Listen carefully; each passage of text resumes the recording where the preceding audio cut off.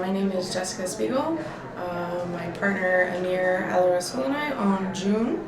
We do Persian food in New York right now. We have a pop-up sort of food business, and we're here today to hopefully learn how to transition that into a frozen food product that we want to manufacture and hopefully sell.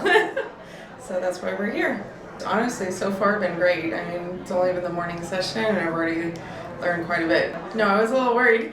I was like, I came, 3 hours took me to get here, so I was like, oh, I really hope this is worth it. But so far, honestly, it's really has been, yeah. So. And is this something you would recommend to other food entrepreneurs? Absolutely, yeah. Because I mean, I've been to other seminars and sometimes you're like, oh, it's like kind of stuff you've heard before, but this has honestly so far been super useful and technical in a way that I think some seminars aren't, that gets to the point of what we need to know and like things you need to move forward, because otherwise you leave with just more questions.